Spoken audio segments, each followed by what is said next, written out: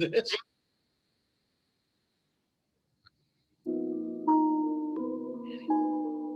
It's so hype. Fuji go high. Stopping in, we've been tapping in. We ain't never late. Dropping gems, we've been locking in. Now let's elevate. Took L's to win, running laps again. This is steady race. People's champ, boy. Yeah, you know I've been a heavyweight. Stopping in, we've been tapping in. We ain't never late. Dropping gems, we've been locking in. Now let's elevate. Took L's to win, running laps again. This is steady race. People's champ, boy. Yeah, you know I've been a heavyweight. And welcome everybody. What's going on to episode 19? It is. Well, you just gonna start moving the camera. Why now in the middle of the spiel? Felt like he was a little too high. Now we'll make sure we good. That's because we up here. We elevate. Never hesitate. I was like, I thought you were gonna be like, we all the way up. We don't own the rights to that. what's up, everybody? It is Saturday, January 15th. Like I said, it is episode 19. What's going on? It is me, your host, your boy, Joel, the 5XL assassin, the diabolical diabetic, the big nasty. And to my right, the ace boon that you already know how we do, Coach Buck, the high yellow hitman, the freaking deacon, my man, Uncle Raisin. What's going on, man? How you feeling? I'm feeling good, man. It's a wild card Saturday. It is. You know what I mean? It's not like there's nothing special going on that we need to know or talk about. I'm just saying it's just like it's a very exciting day. So, you know, it's just a normal Saturday. You know what I mean? I'm just excited about this Saturday. Wonder who you're rooting for. I don't know. You don't know? I don't know. I picked the Bengals. You know why? Yeah. So I could be wrong. But no, I'm doing good, man. Health good. Week went good. You know, it's first day back for the kids coming to school from vacation, man. You know, it went better than expected, you know. Basketball's back going, you know what I mean, locally, you know. So I'm excited, man. Home. Now and then. How you doing? I'm tired, bro. I'm tired. Yo, you talking about like the kids came back and like all this other stuff. I promise you, as soon as you said it, the first thing popped in my head was Bernie Mac when he was like, "Don't mess with me today. I'm tired. My kid got shot. I'm not dealing with y'all today." That's how I felt like this homie. last 2 days. Like I just felt like I just been on like dead on the feet. Like, you know what I mean? I'm tired. But like for some reason, like all the energy and everything came back as soon as we sat down in the in the dungeon. So like I'm always ready for this. Yo, can y'all please support so I can do this full time? Can we do that? Like, yo, like help me, help you to then help us. Because both one hand wash the other and then both hands wash the face. Like, can we watch full time? That was an early raisinette. That was like when I first met you, that's one of the first things you ever said. I was like, wow, that was powerful. And it stuck with me ever since. I love it. I love it. Are you telling me that you dropped so many raisinettes that you don't even remember them half the time? Listen, man, one digs, one plants, one waters. We don't know who gets the increase. You know what I mean? We just hope that it happens. All right. But it's good. That was a little midi. That was mid. Oh no. Trust me. That's a bar. Trust me. That's a bar. I mean, yeah, like Hove drops bars, but not all of them are I jack, I rob, I sin. Like, you know, like some of them. Still, yet he's the greatest ever. Yeah, I mean, man, that's what I'm saying. Like I said, it was mid. I didn't say it was bad. It's a difference. I get it. Yeah. I think we need to talk about that at some point in time too, where like some people take words like differently. Oh, now. Perception is everything. Yeah, like we were talking about the other day about being called a goofy. Yeah. And I was like, oh, so goofy is now one of the worst things people could call you. I was like, I thought that was just like, oh, shut your goofy self up. Yeah, nah, that's like calling somebody a sucker, a punk, a B, talking about their mama and collaborated all into once. Like it's like the elevation of cornball or something like that, man. And even still, cornball, corny, like I feel like those were never that big of No, when I use that word cornball, that means a lot, bro. Like I'm coming with a throwback slander. You better believe that. This old jive turkey. This old Mark ass. Yes, you a buster. Oh, not a buster. Yeah, that's what their goofy is, a buster. I mean, so I guess, but even still, I'm like, man, people are just way too sensitive, like in general. And it's like, I mean, look at the world. Like, if people can get canceled for words, then like we are far past reaching the mark of addressing the toughest topics and dealing with the real problems. People getting offended by words saying like, we don't got enough time on this podcast to talk about the things that I can pull off. But we can line it up. But as we said, we can start. digging in them crates. So we don't got much today, but we do have some new music. Yes, I apologize. I have not listened to The Weeknd's album yet. It's been 2 weekends. I know. You know. I ain't listened to 2 songs. No, I did line them up though. You know what I mean? You know me. Oh, that water was old and disgusting. You got a fresh one right there. Come on, man. Pre-pod prep, man. You got to get it together. I felt like when you thought you put your coffee down and you drink it, and it's the one that people have been putting their cigarette butts in. Yeah. That tastes like. Never happened to me, but it just sounds disgusting. But you know what I'm talking about. Yes, definitely. So we did have a new track dropped. It's called Easy by Kanye West, featuring The Game. It's actually the other way around. It's The Game featuring Kanye West, but Kanye West owns the song so much. I said it right. I said it right. All right, listen, this is where I'm at with it. I promise you, I was not even going to listen to this song until it said Kanye West was in it. And no slight to Game, man. I just feel like he hasn't been top level for a long time. Like he hasn't even been himself for a long time. So when I see The Game, all the slander, keep it going. Go ahead. I was just like when I saw it, I was just like, and then I saw Kanye West. I was like, I was like, I'll give it a listen. I can't lie to you. Game seemed like he was reinvented, man. Like he seemed like his older self. He seemed like he was ready to like make sure that I'm on a track with Kanye and I'm gonna bring something that I know people are gonna remember. And he did not let down. And of course, Kanye did definitely come in and kill it. I was just like, yeah, I could add this to the morning rotation. But I was just like, Game, why you can't make an album like this, bro? Like, maybe you just need a bunch of features for people to get you hyped and get you back to where you're supposed to be. Oh, I think a lot of it has to do with the fact that he's not working with Dr. Dre anymore, and he hasn't worked with him in a while. So it's like you get a producer such as Kanye West on here, like, you know, that levels you up. I don't know who his in-house producer is, but it's like he's not working with Timbaland, Pharrell, The Alchemist, Hit Boy. Like he's working with whoever his people are. So it's like the quality just like hasn't really been there. I've never been the biggest Game fan. I was really in on the documentary, and then I felt like what was the second one called? I don't know. It was like LAX or something like that. Doctor's Advocate was the second album, and I was just like, I just couldn't get into it. That was the one with the "What did you for?" In the rap stars, and I was like, you know what? And it was a nice ride. He's whatchamacallit. Like he's such a name dropper, and he's like he's a name dropper, and he's one of those dudes that like guy.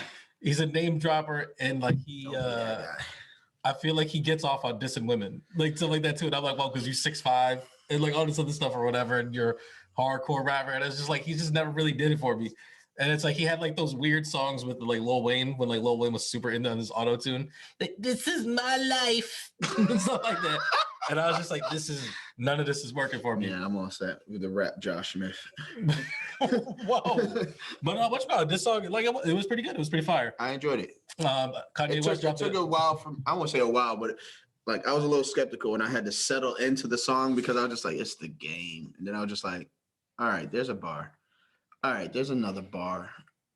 All right, okay, you packaged it together pretty well. All right, I'll give you this one. And then Ye came in and saved the day. I was like, Ye, Kanye steals the show with a lot of his subliminal bars that like aren't really subliminal bars. Yo, listen, that man name dropped Pete. Said he gonna beat Pete's ass. It said, this ain't your mama's house. He's talking about the house across the street when the kids come over. This ain't your mama's house. Your mama's house ain't your mama's house. You paid for that one too, but we ain't gonna go there. But yo, like Kanye said everything that was on his mind that was also on our mind that we felt he needed to address, and that man made sure that it got addressed. I'm kind of excited for petty divorce Kanye music because like I didn't like regular I just got divorced Kanye music. I don't like I just lost my mom Kanye music. But like that's kind of like when it was like Toni Braxton makes her best music when she's after a breakup. Well, like Mary J. Blige makes some of the greatest struggle music of all time. It's like, oh, like album Kanye next album about to be called 7 Whole Days. Kanye, I need some copywriting on that. That joint's gonna be called Across the Street from Pete. Yeah. All right, we moving on from that one. Yeah. Dropping gems and been dropping in. This brother said across the street from Pete. Yo, that is a shirt. That is shirt worthy. No, Pete's about to get put on the shirt. Wait, can we for a second? If Pete Wentz and Kanye, or Pete Davidson and Kanye West got into a fight, are we even sure Kanye's winning this fight? No. I was gonna say, like, he might go ahead and I get feel dog like, washed. to be honest with you, I feel like they both can't fight, and it's just gonna be a bunch of swinging, and whoever connects is the winner. It's just like it might even be a double knockout where they both laying there. All I'm saying is make sure you check the tape. You don't want to get washed in front of your kids and they gotta walk across the street with your tail between your legs. Don't do that. You're gonna be like, hey, take the trash out. I'm like, excuse me? Excuse me? Who was that? You are something else. I think that was it was Kevin Hart. Kevin Hart. Before I call Sam and put his hands on, he's like, oh, you go call Sam. Give me that trash. Yeah, Kanye, don't Kanye, please don't. He would have to retire. Kanye must have probably got to have the best divorced dad pad though, right? Oh yeah. Because like you know how like when the divorce first happens and you got to go over your dad's house and he's got like 3 pieces of furniture and you got to look around like, oh, that's nice. I wouldn't know. Dad, I wish. I was gonna say because my father and my dad both had to be. We're doing very well now. Shout out to Pops. He watched the show. He likes and subscribes. I Thanks for tapping in. I think he commented on the last episode. Shout out to Pops. But yeah, Young was growing up. But yeah, I feel like if I was in Kanye's position, my house would look like Mike Jackson's house.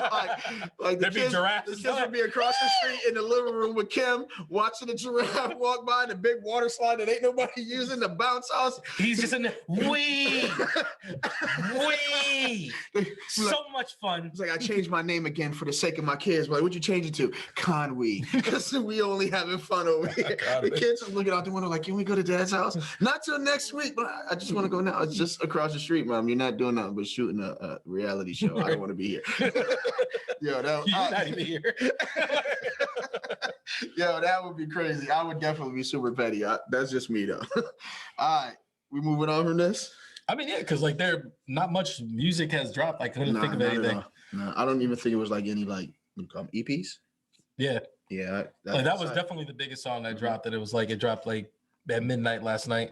The artwork, the visual. I was just about to say the visual of it, like it's like a skinned monkey or something like that. It definitely was like a filleted monkey. And it's like, I feel like he's trying to be like, yeah, because y'all don't understand the deep level of imagery. It's like, yo, it's just gross. Like, I thought he was gonna be like, you ain't never had fried monkey before. Either he's too woke or he's gross. I got a different type of money.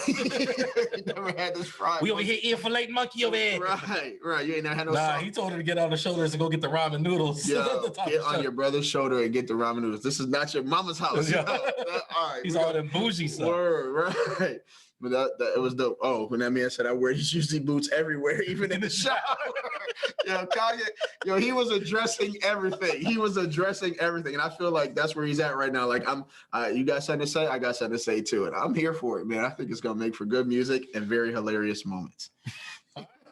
All right, moving forward into Insomnia TV. I love it. So, not much here. Because we're kind of in this middle frame of like where all the shows that are out are already out and we're already watching them, and they're like there hasn't really been nobody's dropped the real big binge package, right? Because like we're doing like the Boba Fett, which is like 1 episode a week, right? Abbott Elementary is weekly. 1 episode, so like we're like in that in between time, right? In between time, you do your thing and I'll do mine. But if you need to. There are a lot of stuff coming out that we are very anxious about. And if you haven't watched them, this would be a good time to binge to get ready for these releases. So we got Ozark coming out. Yep. We got Snowfall coming out. Atlanta coming out. I'm going to stop there. If you have not watched those 3 shows, that's definitely Ice Cubing right there. All right. So, but like, if I'm not mistaken, Ozark is Netflix. Yes. Snowfall is Hulu. Yes. And what was the other one? Atlanta is also Hulu. So with FX, right? I watch them all on the same. I feel like it's been so long since Atlanta has come out. Yeah. And like Ozark when we were watching them, we were all watching them on TV. Yeah. Like Ozark was one of the first ones, like when we first got in quarantine. Right. That season came out, so everybody banged that joint out. Right. And stuff like that. But it's like they're all there. So like I think Atlanta's the first one that's getting ready to come back like in March. No. Ozark comes out this month, I believe. Oh, does it? I believe so. You just I believe it's the end of January. Yeah, and it's worth it. So like it's on Netflix. That means no commercials, no nothing. So like, yo, go ahead and bang that joint out. My man Jason Bateman over there. Yeah. But aside from that, like there are some new trailers that we got of shows that are coming out. One of them is the show Reacher. It's going to be on Amazon Prime. I old. believe it debuts at February 2nd, I believe it was. It was like the first week of February. And you say they got old boy from Blue Mountain State in it. Yeah, my man Thad Castle from Blue Mountain State. He was Aquaman in the CW's version of Smallville and like all that stuff. Kind of the Walmart John Cena. He's also plays Hawk in the show Titans. If anybody watches the Titans show, it's actually pretty good. It's like live action Teen Titans or whatever. Okay. But like he looks stupid yoked in the show. Like he looks like he's like at first when you saw the thing, you were like, is that John Cena? Right. And I was like, he does look really John Cena-ish. Like he looks huge. Holy crap. Oh, never mind. I'll get to that in a second. Oh shit. But like I forgot. Holy smoke bombs, Batman. But I forgot Peacemaker dropped. Did you watch the episode? No. That just came out. And it's like, and like I think last night I was like, oh yeah, I gotta remember to watch Peacemaker. And I guess I didn't watch it because you didn't remind me. So but like you saying John Cena I just like that completely jump genuine started. laugh. Try that again. That was like, I got money. You said a joke at my party. So our next routine. But John Cena's Peacemaker, that's the one that we gotta watch because that seems like the only thing we're behind on. I think the first 3 episodes dropped. What's it on? HBO Max. All right, so and like I saw that IGN gave them like all a 9. Like the first batch was like they got a 9 out of 10. Really? And stuff like that. They're like, a lot of people like John Cena. So I liked him in the Suicide Squad. Yeah. But you made it interesting. I feel like we took that was an ill footnote in there, but like talking about Reacher. But I get it.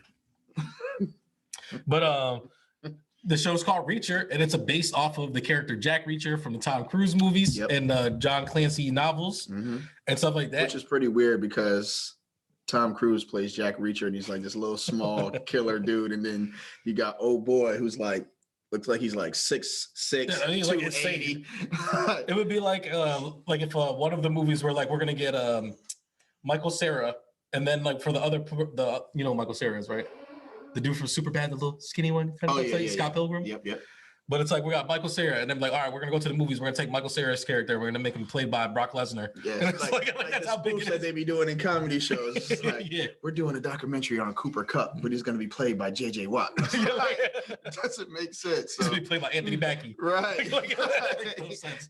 It's crazy, but it does look kind of awkward. But like, I like the Jack Reacher movie, so I love the first 2 Jack Reacher movies. I think they're both on Netflix. Yeah, the Jack Reacher movies was tough. First of all, I just love Tom Cruise, and it's like these movies are just like super Tom Cruise, and it's like it's fire. And it's like one of them first iconic scenes where like I can't remember if he walked in or walked out of a moving car and just kept it moving. He walked out of the moving car, right? And I was just like, now all of a sudden in every other movie, people are walking in and out of cars smoothly, like, I'm going to get a bagel. Like, come on, you got that from Jack Reacher, cut it out. But yeah, so that one's coming out. Another one was a trailer for a Japanese zombie apocalypse movie. Yes. Called All of Us Are Dead. I want people to stop making zombie movies. ¿Por qué? Cause man, like you be thinking like zombie apocalypse is not gonna happen, right? But like when you're watching The Walking Dead, you're like, oh, this is how fast they move. Like I got this. You just gotta make sure to watch your back. I'll pop you in the head. I'm gonna chop this head off and keep it moving. Like I don't understand why they use guns at all. Right. Like, all they do is add noise. It's like and bring more zombies. Get you a pipe or a baseball bat or a sword. A sword seemed to be the most effective thing of all time. So you're like, all right, these little slow turtles is walking around. I think I'll be all right to survive. Then you watch I Am Legend or this new one, All of Us. The trailer is crazy. Crazy. Yo, these zombies are track worthy. Like these, they're a runner. They are track stars. They're even like on their stomachs, like moving on their hands, dumb fast. These bad boys is athletic. They getting up and down the court like LeBron when he was first drafted. Like I'm not getting away from a young 19-year-old LeBron. I'm gonna be running and I'm like, yo, he's getting. All right, man, go ahead. Man. You got it, man. There's nowhere for me to go where you're not gonna get to, man. It's a wrap. But yeah, stop making them, man. I was confident. Now I'm not confident. Well, it seems like as much as we talk about like Walking Dead, it seems like a lot of the Japanese ones at least are like they reference it in the trailer is the Train to Busan, which is like, have you not seen that one? It's on Netflix as well. No, say it again. Train to Busan. Mm-mm. It's exactly what you think it is. It's like they're on a bullet train and like a zombie apocalypse breaks out. So then it's like someone on the train gets it. And then it's like they got to get off the train and then they get off the train and people out there got it and stuff like that. And it's a really, really good movie. Like if you get a chance, they got a second one getting ready to come out. And then they got an American version that they're trying to Americanize it. And they called it the American version of Train to Busan. It has like nothing to do with the original. So it's like why use the name Train to Busan if you're not gonna do? If first of all you're not going to Busan, so like what does it matter? And you said it's on Netflix? Yeah, it's really good. Let me check it out. Yeah, look at that. Put that on your queue. I'm gonna write it down, man. You know what you do? Put that on your queue. Train the croutons, right? I'm just playing. I got you. I was saying you about to take the train to Bay State. You keep playing with you. Yo. For all y'all who don't know where that is, that's the hospital. This man just threatened my well-being. Asked me how I'm doing every pod, and now he wants to jeopardize. About to join that boy Stingray. Right. So yeah, go ahead and explain All of Us Are Dead, because I know you brought that to the docket. I was like, explain it. I mean, what it seems like in the trailer is they are at some high school, and one of these teachers is very obsessed with viruses, and like us as humans, like we've never been able to defeat a virus, and they're like, yeah, we have. It's like, no, we found vaccines and things that like help protect us like a bit or like build up immunities, but we've never truly defeated a virus. And somehow, some way, they have like some mouse that they're testing a virus on. Mouse bites a student starts bugging. Like all of a sudden, like you just see like how quickly these things go. It's like we're getting a lot of like pandemic vibes from it. It's like I feel like they're really trying to push it down our throat. And there's like, yo, CDC's like, yo, it's not our fault, yo. It's y'all fault. We gotta distract you. We gotta distract you. Like, I like how you dropped the Jay-Z bar in there too. Which one? Somehow, some way, we're gonna make it about the hood someday. Yeah, good thing I did that. I'm so glad I did that on purpose. And lastly, but not least, season 3 of The Boys is coming out. So for all you who don't know what The Boys are, it's kind of it's a superhero show, but it's basically like what superheroes would be if they were in the actual world that we are in now. I know we see like on the main screen, superheroes are heroic and they're doing the right thing. These were like superheroes if they were like very much so abusing their powers, but still doing good things in the world, I guess.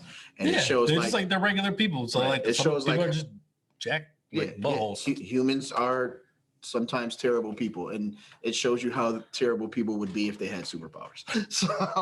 So it's a good show to watch. I enjoyed the first 2 seasons. I would like to see what the 3rd season looks like, and that's coming out. You got a little bit. I think it comes out summer, right? It's like June. I believe it's like June 3rd or something like that. Yeah. So but you got we did get a little sneak peek, and it's like the Amazon Prime people have figured out how to feed us like this show, because like they do the big thing is like Vought Industries, the people that put the superheroes out there, like they've been putting like little propaganda commercials out and stuff like that, and it's like I'm in it. Yeah, I'm here for it. Do you have a favorite superhero in that universe? And that one? Yeah. The thing is, like, they've taken quite a bit of a deviation from the comics, because like a lot of the characters are different. Yeah. Like the Black Noir character is very different from his character like in the comics, stuff like that. No, I don't have a favorite right now. Not even the Homelander, Starlight. Nope. Man, why did I forget the Blur? Not the Blur, the Wiz. No, what's the black guy, the super speed? I thought it was the Blur. Is it the Blur? I don't know now. Man, you actually would have questioned it. Because the thing is, like, all these years of like Marvel comics and DC comics, and there's so many speedsters, and it's like Flash, Blur, Quicksilver, like they're all Wizard, like all this other stuff. It's like I can't remember which one's which. Hey, figure it out. Yeah, but yeah, that seems to be it for Insomnia Hour. Like, I guess we got to get up on Peacemaker. That's what we really got to do. Yeah, you gotta remind me. You gotta remind me, because you know what I'm gonna be tapped into today. I mean, it's not like I got nothing to do, but I did have something I'll be paying attention to today. What will you pay attention to? I don't know. There's something important going on that too? I can't remember. No? But I think I might be tied up. Oh. I like 4:25. 4:25? Yeah. Eastern time. Okay. Gotta make sure to clarify the time. All right, so let's go on to Popcorn Papi Hour. Papi show. You know you like that Papi show. Hey, Papi, even if they don't understand the flow, they gotta understand the dough. My ladies don't have the copyrights. That is Hey, nasty. Hey, yeah, come on, man. Hey. Don't play with me, because you should have came with that the first time. Listen, man, you know your boy know how to flip, like you know, try to get over all these legal loopholes. Come on, man. Hey, listen, you're going Simone Biles on that joint. I appreciate it. That's a genuine laugh. It takes a lot for me to get those from Jody Crack. I'm telling you. All right. Sometimes you just got to be funny. It's like, but Popcorn Papi's kind of the same thing as Insomnia Hour, where it's like there hasn't been much come out, because like you even said you went to the movie. Tell about your movie theater So experience. I won't say it's been a long week, but I've been doing a lot of working, picked up some extra shifts and stuff like that. So Friday came and I got home a little earlier than expected. I was like, I'm gonna take wifey out. We can go to dinner, go catch a movie, kick it, and then come back to the crib, right? So I'm like, while we at dinner, I'm like, all right, let me look up some of these movies. And like, not a lot of movies was playing late. So for some reason, West Side Story stops at like 2 p.m. It's like if you don't come during the day, you can't see it. We're going to see Sing with the kids, so we wasn't gonna go see that. There was Kingsman, I seen that. Spider-Man, I seen that. So I was like, I'm looking. What's the latest movie? Whatever the latest movie, I'm gonna go see it regardless. It's the 355. I was like, yeah, we just gonna go home after dinner. I was like, let's order a bunch of stuff we know we're not about to eat so we can doggy bag it back to the crib and we'll watch this basketball game together. Wow, what a romantic evening. Let's watch it. Listen, man, we 20 years in, man. Everything we do is romantic. Saying good morning got a romantic tone to it. So, I guess so. I just wanted to look up real quick the reviews so far for the 355, see if there was any. It's got a 3.4 out of 5. I mean, that's pretty good. 4.7 on IMDb, 26% on Rotten Tomatoes. I get it. There's more women on the earth than men. Someone said, what a better way to start the new year for excitement that awaits ahead. Well, that one's easy. The 355. That's the way to start your new year. So what we got on the docket today. But I will be watching Scream 5 either tonight or tomorrow. So like I'll have that ready for Wednesday. Oh, that came out yesterday, right? Yep. Scream 5. Yeah, that didn't have a late playing for some reason. I don't know why. I don't know either. And then there was an anime movie called Belle that was out, but it's like the trailer dropped like last week and the movie came out this week. And it's like the trailer doesn't tell you what's going on in the movie at all. Oh, shit. So like, I was like, come see this movie. Yeah, that's what they were like. Yeah, you like anime stuff, right? Go watch this joint. Right. So like, I'm gonna try to see if I can squeeze that in like at some point in time, just because like I don't even know what the F it is. So I'll take your word for it. Yeah, I'll take your word for it. But we did get a trailer for a new movie that is coming out. That you looked a little excited when you saw it. Which one do you want to talk about? Do you want to talk about the one that you were super excited about, or the one with our boy in it? Nah, I'm going with Last Looks. All right, so there's a movie coming out called Last Looks, and it's starring Mel Gibson. Which is crazy because I felt like I ain't seen Mel since he was wilding. Yeah, he is super in rare form in his joint. It looks like he is, where he plays he's an actor whose big show is like where he's like some judge type of deal or whatever. And it looks like he's on trial for murder, or someone comes up dead and like he's one of the prime suspects for it. So they hire a private investigator to try to figure out what's going on. The private investigator investigator is my homie Jax. It's Charlie Hunnam from Sons of Anarchy. Yes.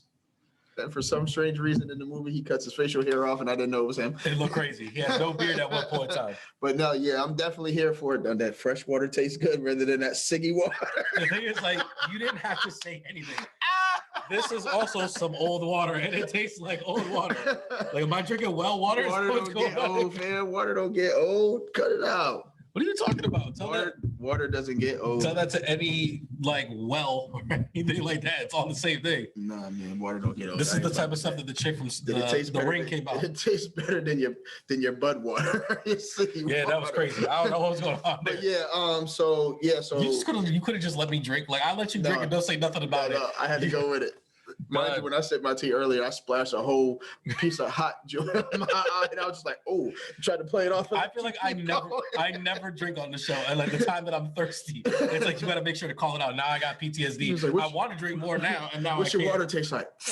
I'll tell you later. But no, yeah. So Camel Light. My joint tastes like Camel Lights. Virginia tastes like a nice pack of Virginia Slims. Tastes like restricted Newports. We live in New England. They're not supposed to be selling them out here. But yes, so everybody has a pack of I have menthol water. Nobody said nothing. All right, come on. Talk about Last Looks, man. Because now I'm getting hot because I'm thirsty. All right, so yeah, old boy from Sons of Anarchy, say his name again. Charlie Hunnam. Yep. He plays a private investigator, and during that, him investigating Mel Gibson, they begin to build a type of relationship or bond during that show to where they're sharing different encounters. And ultimately, throughout the movie, like they have these funny scenes of where they're interacting together, and then they find out if he's guilty or not. But it looks pretty good. Mel Gibson's using like a British accent or something in the movie. Was it British? Yeah, he's like one of the across the pond actors. Yeah, and he's got like this little crazy goatee with the little mustache, and it's just like I can't remember what last movie Mel Gibson was in where he was like being funny or doing comedy, but it looks good on him. It looks good on him. So I was excited. Are you cool with Mel Gibson with all the wild stuff that he was saying? Like, you okay with it now? Nah. Because you made it seem like, oh, I'm glad you were like, oh, like I'm glad old Mel is back. Like, nah, it wasn't like that. It was like he's the game and oh boy is Kanye. Right. So I'm happy that you did something that kind of got put together, but oh boy, saving the movie for you. All right, because I was gonna say, because if you're gonna forgive Mel, we're gonna forgive R. Kelly. Like, what's going on? All right, so going on to our next movie, we have Operation Fortune. You want to do this one? I mean, it seems like our got your boy in it. You seem excited. It just seemed like our regular. It's Jason Statham movie. Mm-hmm. So it's like, what else is there to say besides it's a Jason Transporter? Yes, Crank, Transporter, Hobbs and Shaw. Like he's been in tons of Hobbs and Shaw. What's wrong with Hobbs and Shaw? Because it's not the Transporter. Hobbs and Shaw is fire. All right. Once they went to the Rock's home country and there was all them Hawaiians that like I was like, oh, I feel like this is my home. Oh, I love all types of cultural tributes. Yeah, that was pretty dope. But yeah, they had Roman Reigns in there. What's going on? They had a conveyor belt of pickup trucks holding a helicopter. This movie's fantastic. Are you kidding me? That's Black Superman. There's nothing wrong with Hobbs and Shaw. That was actually pretty good. Thank you. I'll tell you, I'm getting my impression game up. It's getting close. I wouldn't know, so let's just say up, but we close. All right. There's a movie that I used to make fun of that Idris Elba was in a long time ago, where it's like he is outside. There's like some woman who's home alone or whatever, and like his car breaks down, and like he comes in to use her phone, and it turns out like he's crazy. But it was like. Yeah, but it was like I used to do the impression of this movie because I was like, "There's no way that this movie's really getting made," because it's like he's really like outside. He's like, "Can I use your phone?" And it's like that's how the whole movie starts. And I'm like, "What is this?" Yeah, it's a I think Taraji P Henson is in it. I don't know, man. A lot of women these days, if Idris was like, "Can I use your phone?" Yes, you can. Use the phone, the stove, the bathroom. Me? Yeah, we about to get a lot of comments this time. You got a Idris on the show. Come on, is that string a bell? Yeah.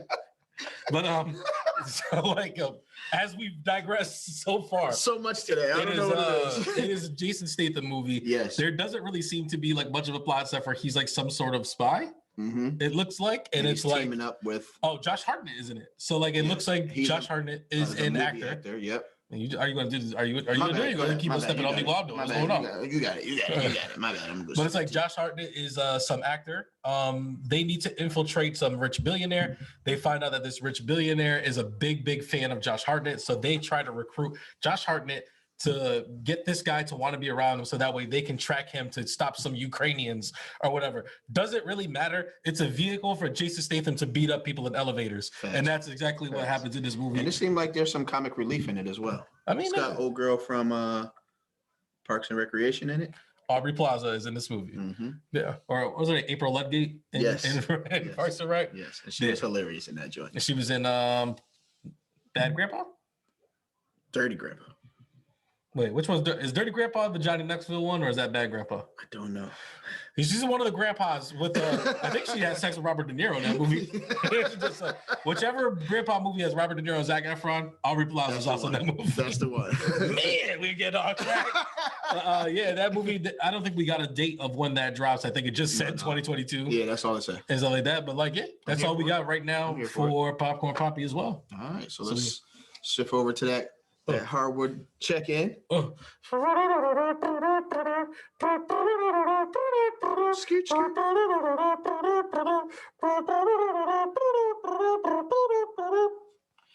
pretty dope. Trump is getting better too, man. Try, man. You should do all of that except for the Jadakiss laugh, and you'd be great. I'm gonna try what you got. Yeah. All right, so first. You thought I was gonna let it go? I knew it. Yeah, you're wrong. You thought it was gone. Stop it. So first thing first, we got John Miranda and the Memphis Grizzlies, man. Stay hot. Why are you laughing? Huh? Why did that make you laugh? Because them boys are starting to talk greasy, man. Like there's a little quote of John Morant talking greasy, like this belongs to me. I'm here now. Like y'all dudes better keep it moving. And they didn't. It's not like they beaten They're not taking mediocre teams. It's Like not a cupcake schedule. Nah, they played the Dallas Mavericks last night, and Luka had like 29 and 10 or something crazy like that. And it was just like yo, they're not slouches at all. They're not slouches by any means. And I think the thing that I'm noticing the most, which is dangerous, especially with a young team, just so y'all know, nobody on this roster is over 24 years old. Nobody on the roster. These dudes are having fun with what they're doing. Like most people are like, the older dudes are like, yeah, this is a business trip. We got to ball out, and this is what we doing to make sure stuff is happening. Yeah. Like, nah, these dudes are just out there having fun playing ball, yo. It's like a real life Ball is Life video where these dudes are just out there tearing down mad teams. Tearing out grown men is what they're doing. Right. And it's like it looks like they are in rare form. Not looks like it, they are. Like, they got guys who don't shoot the three, who are pulling the three with super confidence. The first play of the game last night, they get the jump ball. Dallas gets the jump ball. They miss a shot. Ja Morant gets the rebound. I instantly think he's going to take off down the court like he usually does because there's only two defenders in front of him. This man slowly walks over half court, does a quick little crossover, and just throws the ball to the rim. And somebody who wasn't even panned on the screen comes out of nowhere and alley-oops that joint over the back of the Dallas defender. And it's just like these boys, like they are having too much fun out there, and it's going to be really tough to beat them. They are one of those teams, though, that it's like they have too many guys, not enough minutes. So it's like I'm wondering, are they going to be like a big trade player? Because it's like, what is it exactly that they need? Because like they have, I'm trying to think who their big man, Valanciunas, right? Yes. It's like Valanciunas and JJ and my man Triple J. Oh, they have Steven Adams as well, right? No, Steven Adams on the Pelicans. They traded for Valanciunas. They traded Steven Adams for Valanciunas. Oh, okay. So whatchamacallit? So it's like, they got Valanciunas, and then they have Triple J. And then it's like, sometimes it's Dylan Brooks, sometimes it's Desmond Bane. So it's like, I wonder if they can get that one solid wing player. I feel like you wait your time. Like, I feel like if you're this competitive with the roster that you have, why gut it to get a player? These kids are only 24. Like, you never know how they gonna grow with that chemistry to where that big man may not matter in a tweener league that you play in anyway. You want to know? All right, so here's a person I'm gonna throw out. Okay. And I want to know if you feel me on this. And okay. I feel like this person in the starting lineup next to Ja Morant could be held.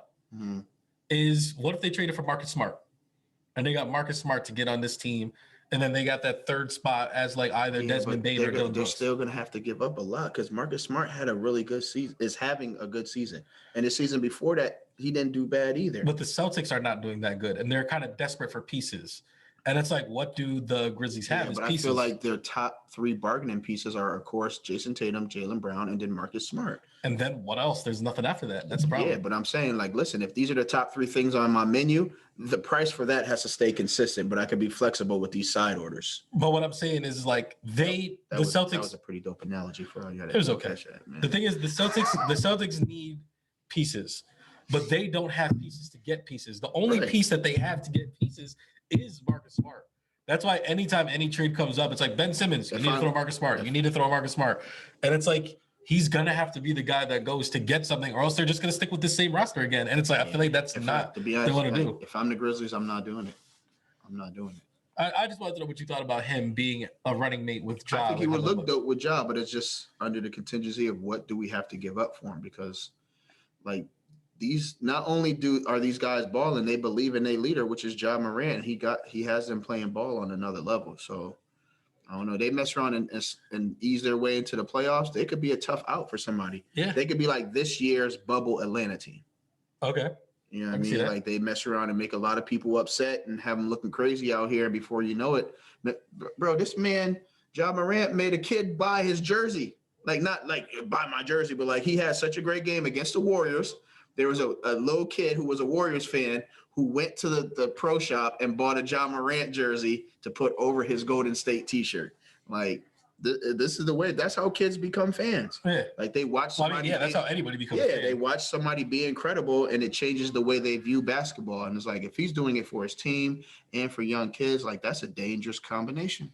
It's a bad man. Word. But I got to say, with Ja Morant, though, he terrifies me every time he plays because all I see is like this is Derrick Rose all over again. This is Russell Westbrook all over again. This is like the reckless abandonment is the thing that we love about him, but it's also the thing that terrifies me about him every time because it's like I don't want the D Rose wave for you. Right. And like he's developed the 3-ball is a lot better this year, and it looks like he's looked like it's definitely better than it was last year. Yeah. Last year it was like 12%. This year it's like 38. I'm not saying that he's like a Curry, but what I'm saying is like he seems more comfortable taking it. Yes. Like it's not a thing where we can leave him open like they do with Westbrook and stuff like that. And it's like it looks like he's slowing it down a little bit, and it's like he's picking and choosing when he goes, but still, like he goes to the rim so crazy. And it's like even when he did that block and he hit himself on the backboard, I was like, oh my God, he's gonna land on his ankle. And it's like he terrifies me.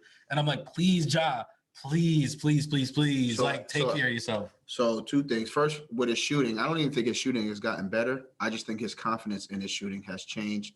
He has a super green light, and now it's like, you know, like when you feel like that, you never know how the day's gonna go. But like I got the chance, like I think it was either yesterday morning or the day before to like watch some of his training videos. Like this kid trains outside, bro.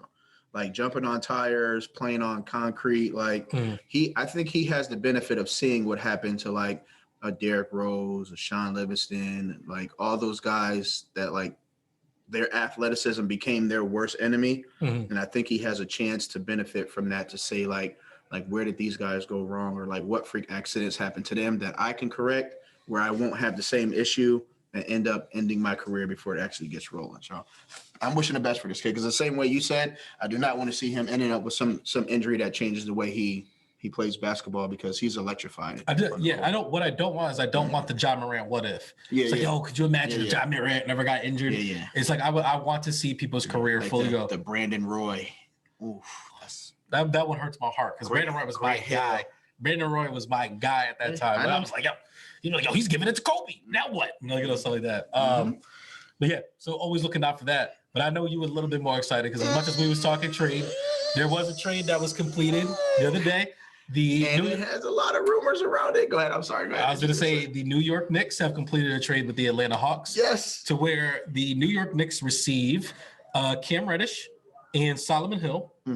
And a 2nd-round draft pick, while the Atlanta Hawks received Kevin Knox, a 1st-round draft pick from Charlotte. Yep, from Charlotte. And was there another player involved in there? Or was it just that was it. Kevin Knox? That was it. So, go ahead. Say what you got to say. I am so excited that Atlanta decided to reach out to the Knicks and apologize for the way Trae Young was behaving in the Garden, and because of that, they sent us Cam Reddish for peanuts. That's where I'm gonna put it at.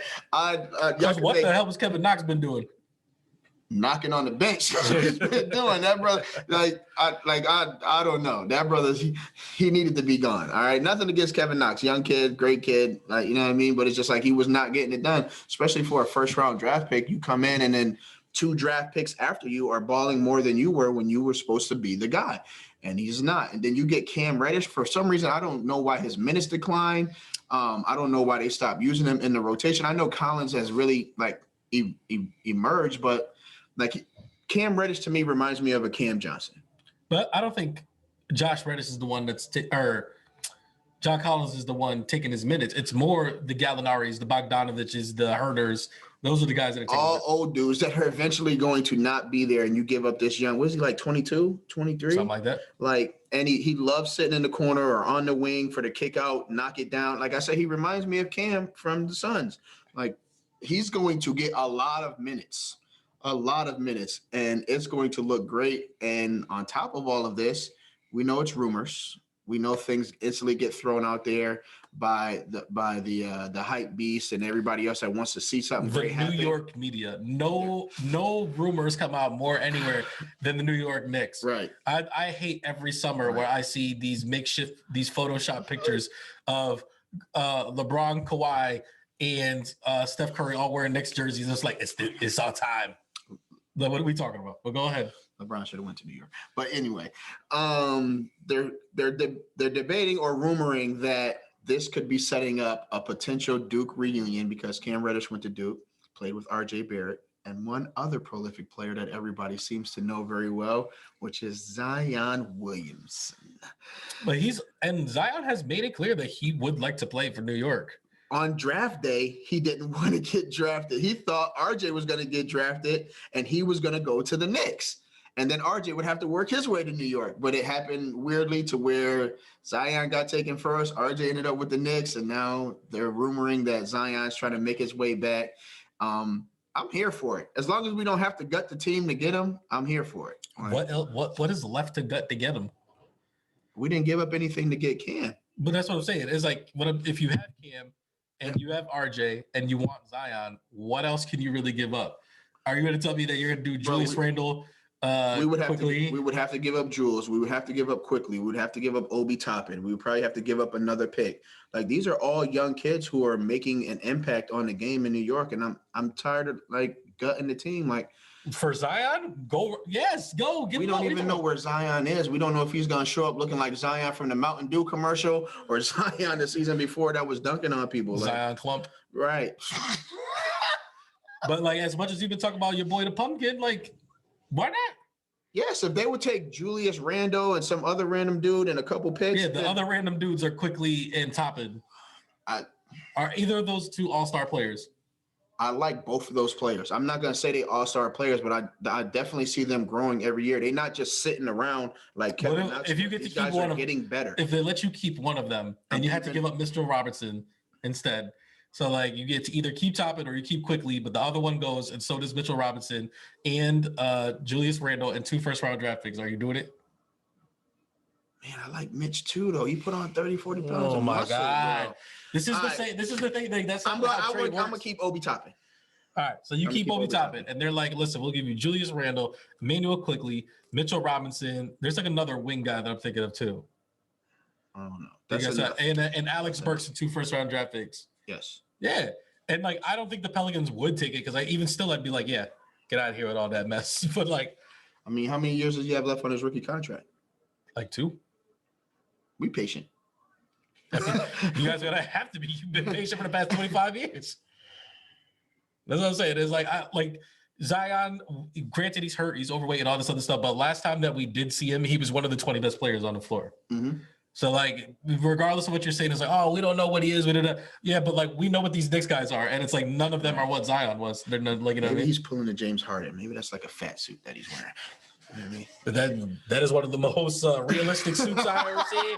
Let me tell you right now. 2022, man. I saw him running through a tunnel. I was like, Sherman. Get to New York and zip his face down like zoop. I'm like, that's the real Zyon. I'm gonna love it. But yeah, we'll see what happens. I know it's gonna keep circulating and it's gonna keep being rumored to where rumors spark conversations and you never know what may happen. Like, hey, what's going on? Do you know what we'll call it? When his first game is? Who's Zyon? No, Cam Reddish. No.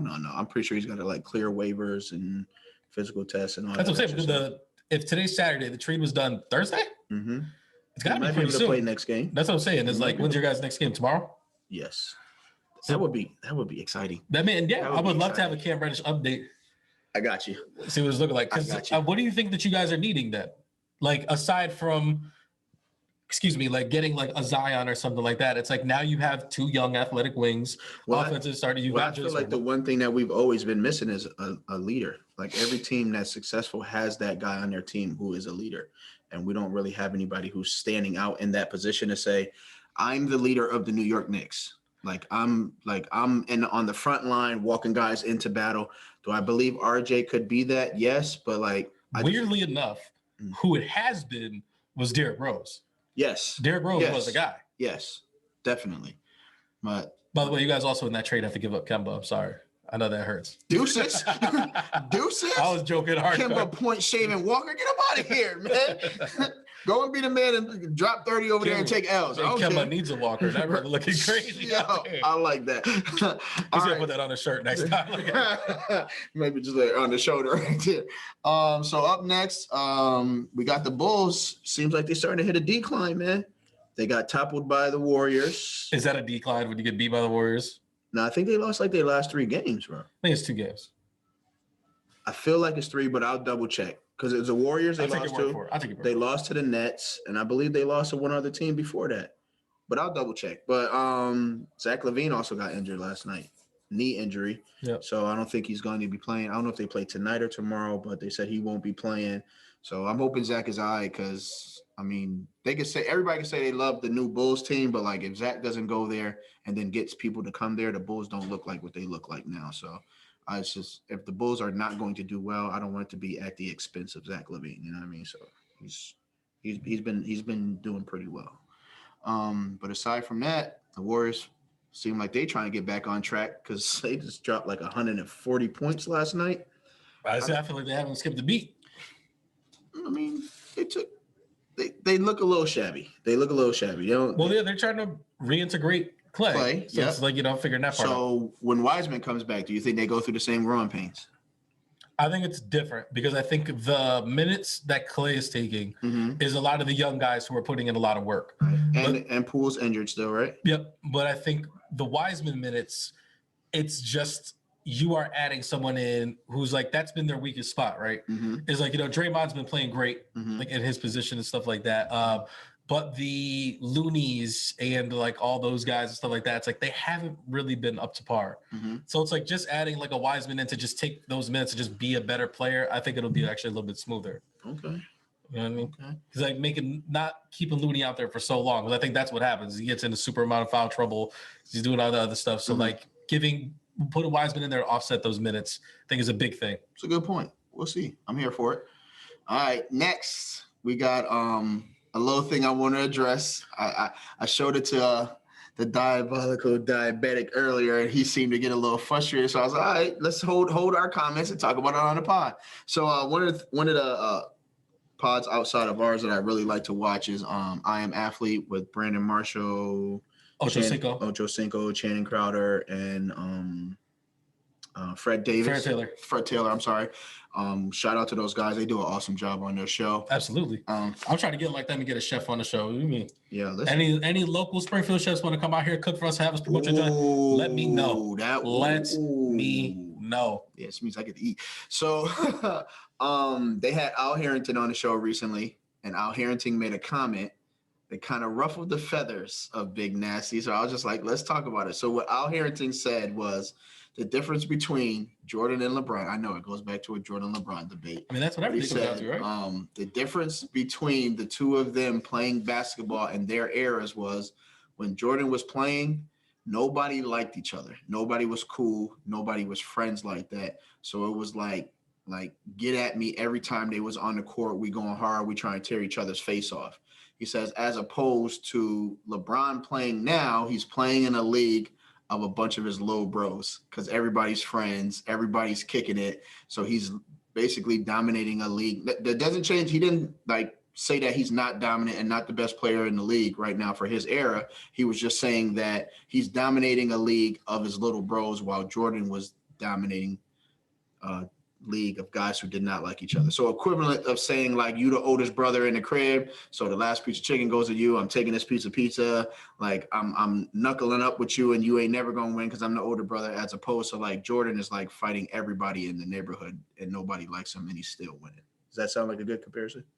That sounds like that's what he's saying. It sounds like a solid analogy. I just don't think that the analogy is valid. Okay. I'm listening. So like my whole thing is this. And people love to do this a lot, especially when people talk about the 90s, like, oh, the 90s are so grittier. The 90s are this, and like they're all this other stuff. They were all friends as well. They used to all go to the golf course with Jordan. They used to all play cards with him, go drinking with him. They used to do all these things. One of Jordan's biggest things that he used to do is like if he knew he had a game in New York with Patrick Ewing and stuff like that, he would go to like a New York hotel where the guys were at. They would play cards all night. And then like he would go to the game and like he would be fine because he knew that they couldn't stay up, drink, and do all that stuff. But like he was fine to do so. He would go in playoff games. That don't sound like a friend. That's just all right. So then like he whatchamacallit. Then he goes to the golf course with Magic Johnson, like during the finals. He's playing golf with Charles Barkley. They're good friends. Then they all get on the dream team and they're all good friends. Like I don't understand like this notion. The thing is like there's certain guys like they didn't like Isaiah Thomas and like all these guys like that, but it's like, and like they would fight with other people, but like who's the person that's beating up Michael Jordan that doesn't like Michael Jordan? Because like if you talk about any, but yeah, that's what I'm saying is like he doesn't like, but he liked Joe Dumars. It's like that. He didn't like Isaiah Thomas. He was Likes Joe Dumars. or Bill Laimbeer. Dennis Rodman's on his team. Like, you know, like, so what are you talking about? Like, yeah, everybody has. Bro, I didn't say it, bro. No, but I'm just, when like, he take that hat off and get like, the scratch in that octave but go like, out, this is what I'm saying is like dangerous, like LeBron, dangerous diabetic over here. Well, like LeBron has guys that he doesn't like. Also, like your Lance Stevensons and like That's it. And like I don't think he likes Kawhi Leonard very much. You know, like, you know, stuff like that. Like there's certain guys Kawhi doesn't talk. Yeah, but like Kawhi doesn't talk, but he does things that he knows purposely to get at LeBron James. And then he does I don't know why he's getting so offended. I didn't even say nothing to him. Klay Thompson talking about like, oh, he's being a big baby, like in the finals, and then LeBron goes 3-1 on him. I'm surprised you didn't bring up the one person that you should bring up. Who's the one person? Joe Kid Noah. Oh my God, Joe Kid Noah. Like, yeah, that's what I'm saying. It's like Joe Kid Noah. Let's talk about these 08 Celtics and like all they do is spend. They did bring that up, and Al Harrington was like, and that's the team he lost to. But what I'm saying is like he lost to them once. But anyways, what I'm saying is like. That's what I said. But what I'm saying is like these 08 Celtics, ever since they've all retired, all they do is talk about how they hated and couldn't stand, and they were better than LeBron James, and LeBron James was scared of them. And mind you, there's 4 of them on one team, and LeBron James is by himself. KG wasn't like that though. KG is the one that said it. Like when they were doing the Uncut Gems thing, he was like, "Ain't none of us was never scared of Bron. That's why we made him go do this, or we made him go do that." Yeah, but that was just like him and the intensity of the game. But like he also did an interview where he was like, "One thing I can say about LeBron, like as much as we try to push him, he would talk junk back. He would push back. So like I always respected that about Bron." That's what I'm saying, and it's like I feel like this whole thing that I heard him talk about like makes no sense. And those guys that he's talking about, a lot of those guys like they were old, and like they're out of the league by the time like Jordan rises to a stardom. Like Bird is gone at that point in time. Dominique is gone. Magic's gone. It's like all the guys who are here are Patrick Ewing, Charles Barkley, Karl Malone. It's like all these big men that like like what do they love? They still hang out with Michael Jordan. Like what are we talking? Like what are we saying? Like Shaq, like whatchamacallit, Jordan. Reggie Miller, like all he does is love Jordan. Calls him Black Jesus. He's the Black Cat. He's like all these things. Like him and Reggie used to go at it though. He says that like, now. But like that's what I'm saying on the court. But at the same time, they still liked each other. Like they were still friends. Just because LeBron James is literally taking vacations and training with people, it's like that. They make a big deal about. All right, that's a problem.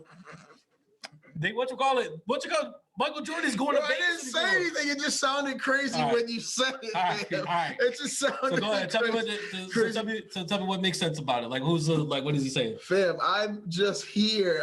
I'm listening to what you spit, man. I feel like I could say like, I like water. And be like, what you mean you like water? This is LeBron James. If it's the cigarette water, then I don't get why you like that. Room temperature water has butt cheeks. You need cold water. Like, what are we talking about? Oh no, I like room temp water. Oh my God. But save my small intestine type dude. And yes, and another thing too is like, yes, LeBron James is playing against his little homies because he's been playing for 20 years. So they are all his little homies. These guys, like he was 30 when these dudes was 22 years old. No, I get it. I like what Al Harrington said because I get it. Like if it changes the level of intensity that you play with, if it's like you're not playing against your homie. Do you ever think there's ever a point in time where LeBron James did not go his hardest at a player because it was his friend? I'm not talking about LeBron. I'm talking about the player he could be playing against. Is there a player that you ever felt didn't go their hardest because they were playing against LeBron James? I don't know. That's like an on-the-spot question right there. But I'm saying that's the honest question because that's what we're saying, right? Right. Because it's like you play ball against your friends. Would you ever like, oh, this is my friend, like I can't embarrass him? It's like, no, I need to get my points, bro. Like you're in my way. Like my team needs to win. Nah, I know there's some homies that I'll play against and be like, yeah, all right, we just like enjoying the game. I'm definitely like I'm not going hard. I definitely want to win. Right. But like if I'm playing with like against some randoms, but like I'm playing with my cousins and my homies and stuff like that, like the intensity of talking crazy, like if we in the paint, like, and I'm like, say me and you are playing against each other in the paint, like I'm yes, I want to dominate, I want to make sure to get you out the way that is, but you're not gonna embarrass me. Exactly. But if it's some random, bro, this elbow coming to your chest, and if you got a problem with it, call check ball. Like it's gonna be different energy. But like, so let's put it this way: LeBron James' best friends, right? The Banana Boat crew. Yes. CP3, Carmelo Anthony, Dwayne Wade. Do you ever feel like any of those guys take it soft on LeBron James because they're playing against him, or he takes it soft on them? Nah, I think Melo's a different individual, so they always went head to head with each other. Dwayne Wade. Dwayne Wade. Yes, they were definitely being buddy during the game while they were dunking on each other's teammates one time. Yeah, so it's like and CP3 like they don't have many interactions like that except for when they played each other this past year in the playoffs, and like CP3 took his face off. He didn't give a damn. Yeah, we going to the finals, bro. Yes, that's what I'm saying. And then like who is it? Durant, Giannis, Kawhi. Like he goes hard at all of them, and they all go hard at him. That's what I'm saying. It's like that. Like come on the show, man. That's all I'm saying is like people make these blanket statements, and they just say things, and it's like you're just saying things. That doesn't mean that it means anything. You were in the NBA when LeBron James were in there. Were you taking it soft on LeBron James? Was LeBron James taking it soft on you? Wow. Like what are you saying? What are you saying? Like he gonna be like, we wasn't friends. Yeah, and he was in the East, and he was getting two things dangled on your head. You were on Indiana, you were on New York, you were on Indiana, you were on New York, and you were on Atlanta. He did not take it soft on any of those teams. If you guys chose to take it soft on him, that sounds like a you problem, not a LeBron James problem. Sheesh. That's all I'm saying. And he was 18. He was 18 doing that to y'all. I'll get in the comments. Holla at us, man. Yo, get in the comments. Get in the comments. Yeah, bro. Go ahead, get in the comments. Get in the comments. We got to segue because this brother's I'm really digging this green too. I'm sorry. It's the Dean and Mean. Trying to be mean and green, yo. Oh, now we're doing this. I mean, if you dig the fact that I'm in green, you can go hit up my man G-Head over at Custom Merch on IG and Etsy. Enter that promo code Heavyweight Bros, the HW, the number 8BROS to save you 10% on your order. Because the more you spend, the more you save. See what I did there? Yeah, what you really did was save out Harrington's bought ass head because he ain't never done nothing. So, another episode of The Portal came out. Yes. For you guys that don't know, The Portal is a Bleacher Report. Animated cartoon, like short episodes of where they take a player from the 90s and a player from today and put them to play against each other and start really debating some of the great debates that people may have, like in barbershops or at the crib or like when you're at the barbecue or something like that, and just like who would be better or who would you rather have on your team. So this week's episode, which I must say was my most enjoyable episode. You chuckled quite a bit watching this episode. I did. It was Kyrie Irving versus Allen Iverson. I was a little upset at first because they try to play my boy AI when he first got to. He was like, "Oh, we in the club," and this man's dancing and stuff like that. I was like, "Yo, don't make my homie look." He said, "What is this? The club?" Like, bro, we're on a basketball court. You know what this is. Like, come on, man. So y'all almost lost me with that one. That was a low joke. That was a low joke. Yeah, I didn't respect that. But once they got to the basketball was actually good because they're like clowning Kyrie because he's doing all these like calculations of why he is where he is and playing against LeBron and all that. And mind you, AI's doing this patented crossover, doing Kyrie dirty, and then Kyrie starts hitting buckets. At one point, I ain't gonna ruin it. Should I ruin it? I mean, yeah. It's a 3-minute thing. At one point, Iverson goes to do the step over, and Kyrie kind of like slides out the way, like, whoa. He legit, when Iverson was going to say, he was like, I was like, oh, bro, like, relax. Like, these are animated things. He's not really doing it. I don't care. I was still hyped for it because once I seen that foot go up, it was like, instant flashback to Tyronn Lue.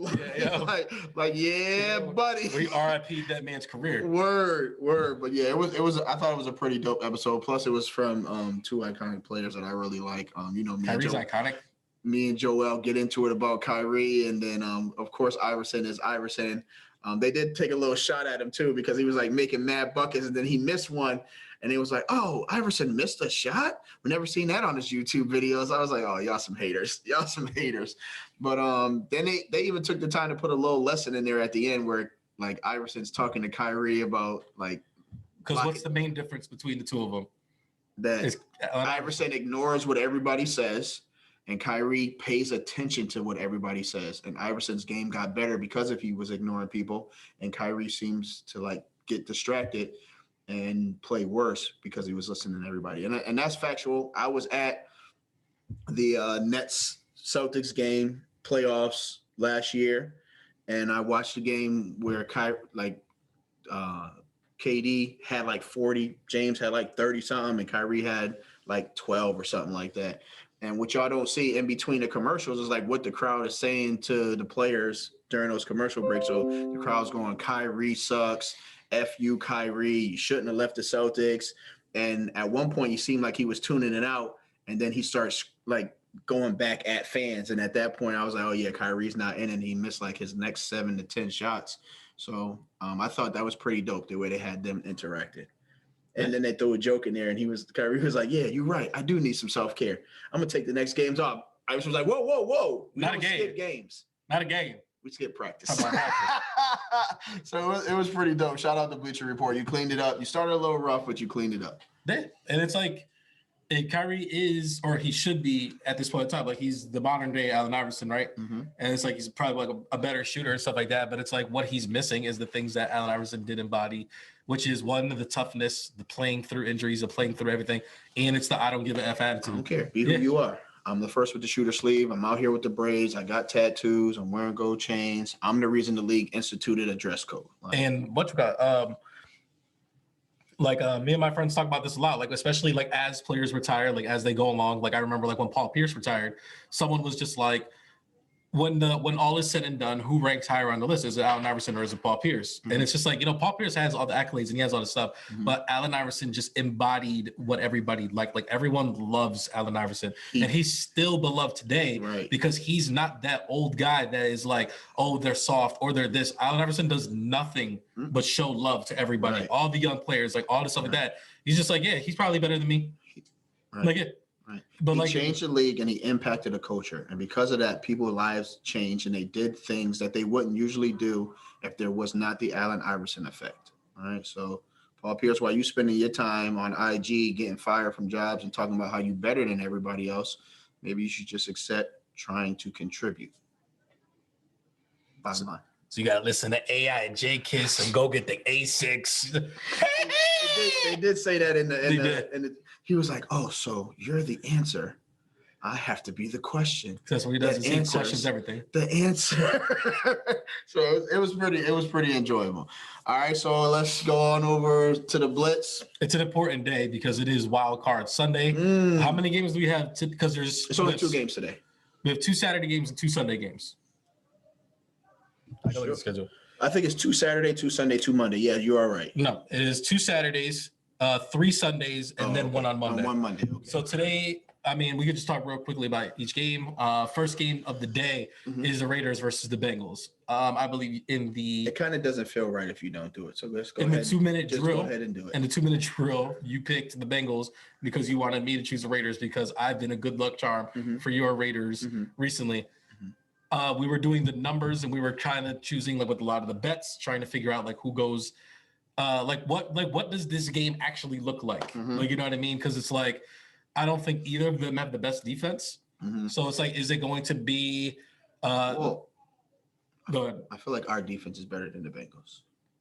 Yeah, but like by how much? You know it's not a lot. I was talking to somebody the other day about it. And I was like, I feel like the score is going to get ran up a little bit. It's going to be a lot of field goals kicked, but ultimately it's going to come down to who gets the one stop. Like it's going to come down to that one stop. And whatever defense gets that one stop, that's probably who's going to be the victor. Because it's like, but the thing is like they just have more firepower than you guys. But like for some reason, I don't have the confidence in them that I have in you guys, and I don't know what that is. Because it's like, if we're talking about running backs, like who's better, Joe Mixon or Josh Jacobs? It's like I got to go with Joe Mixon. You know what I mean? If we're talking about wide receivers and it's Hunter Renfrow and Bryan Edwards versus T. Higgins, Jamar Chase, and Tyler Boyd, it's like got to go with those guys. If it's tight end, then it's Darren Waller versus CJ Uzomah. I got to go Darren Waller.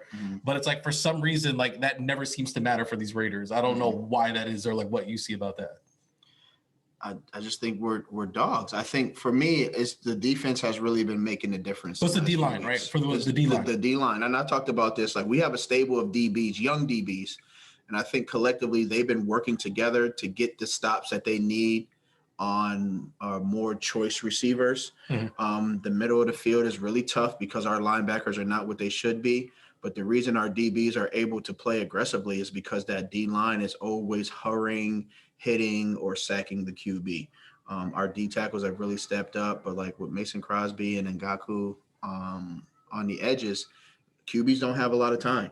So it's not, you're not going through your 5th, 6th, and 7th progression Hebert was able to do it, but only a couple times, you know what I mean? And a lot of what the Chargers have done to be successful is him having the time to go through all those progressions. And if you take that away from a QB, it's kind of like Also the bailout option of Austin Eckler is a big plus. Yes. And that's the good thing of having that stable of DBs. When you don't have the linebackers, then you have that DB that you're shooting straight to the flats or is keeping an eye on that running back that may be running a route. So you take that option away from the QB, you know what I mean? So I think it's going to be a competitive game, and it's like I said, it's going to come down to whoever makes that big stop. Yeah, but I do think it is going to be a barn burner. Yes. And like I wouldn't be surprised if the score was in the 30s for both teams and stuff like that, because it's got to be one of those. Next game on the docket is Bills and Patriots.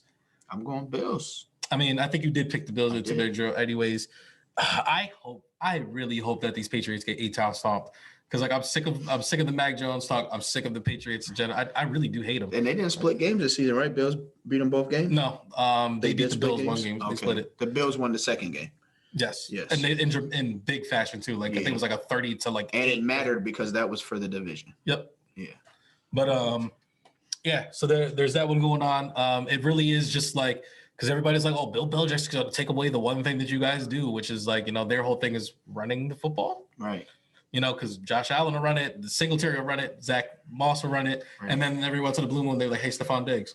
And the Patriots have been proven to not be able to stop the running game like they used to.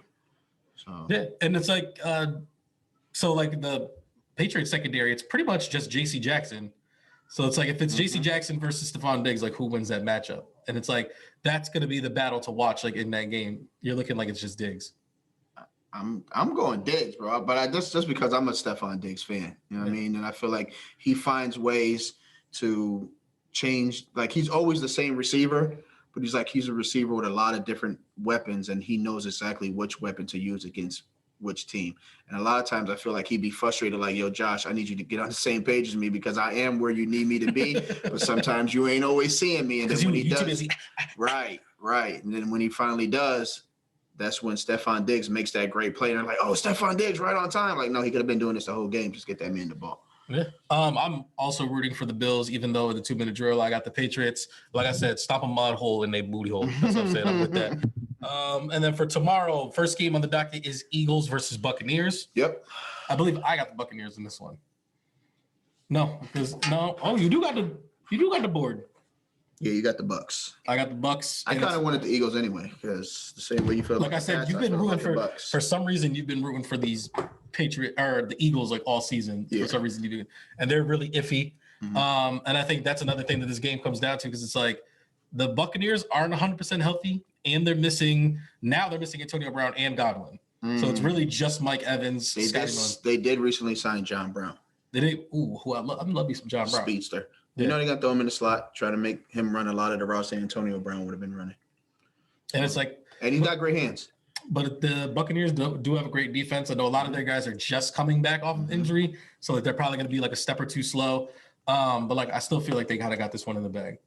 So the thing for the Bucs defense is like they kind of. Oh no! I tried to do it. I tried to. Oh my goodness! I've been rocking in that chair. Why this man is tripping? I'm gonna go ahead and give a shout out to the homie Dewey, aka Young King. He's the man who created the intro for us, man. Young King TR. You can find him. That's his tag on Instagram. That's his tag on Twitter. That's his tag on YouTube, SoundCloud, right there.com. Young King TR. Hope you see it. Looks backwards for me. I hope it's the right way for you. Holla at me. I'll also throw it in the description for the episode today so that you have it, along with purchasing for any merch that you may want to get. It's going fast. And like I said, this design is going to be gone soon, and we're going to be on to the next. So we'll know the difference between those who started from the bottom and those who became fans. We love all of y'all anyway. You know what I mean? I think my commercial break's almost coming to an end. I bought enough time for the diabetic to get it together. So I'm going to go on to the next topic, and hopefully he'll get it in time to make sure that he's exactly where he needs to be. So up next. You didn't have to wait for me. You could have just started. That's what I'm doing. And you just cut me off while I was starting. So aside from that, we got one more game which is two more games. Yeah, 49ers and Cowboys, which is probably the game I want to see the most for some reason. Yeah, I mean, it's a rivalry, isn't it? Yeah. They find themselves matched up. I don't know any 49ers fans that like the Cowboys, that's for sure. I don't know any Cowboys fans that like Niners. I went with the Niners on this one. I think I'm saying, I think this is probably the scariest game, but like this is the one game where it's like, yo, either or. I've had several conversations with people before, and it's just like the one consistency that everybody agrees upon is that you have to be in a certain type of winning stride going into the playoffs. And I feel like the Cowboys have been real up and down and shaky. I know they had the one game where they went crazy, but they played the Giants, and everything else has been really inconsistent, while the Niners have like shown every week we are going to get better and get the job done. And I think that's going to be trouble for Dallas. If you're the Dallas Cowboys, what is the one thing that they don't like? It's like teams that can slowly run the ball and take the time away from them. So that way, like, you know, they don't really have a lot of chances to make mistakes, because it's like that's kind of what they do is they play mistake football where it's like, you know, we might have screwed up these last 3 times, but it's like we got these 2 ones to make up for that or whatever. And you want a team that's going to run the ball about. Kyle Shanahan got something for you. And it's like that's what they're going to do. They're going to get that young boy, Elijah Williams. They're going to they'll never get Trey Sermons in there. For some reason, they hate that man. I don't know why. But Jeff Wilson, and then like they're gonna Debo and Eric Kittle you or George Kittle you. Yeah, and I think for Dallas, and I don't know why they haven't figured it out in the last 3 years. Like for y'all to win, you need a high consumption of Zeke Elliott, and they have not been doing it. Like I know you wanted to prove that Dak is back and that he's got the arm and these wide receivers are legit. But the passing game doesn't work without the run game, and you can't run the game successfully if you can't pass the ball. I get it, but like Zeke needs to have the ball in his hand. If you want to throw the ball, then put this man on some routes, put him in the slot, let him get the ball in open field. But if Zeke's not included and doesn't play well, then the Cowboys are going to lose this game.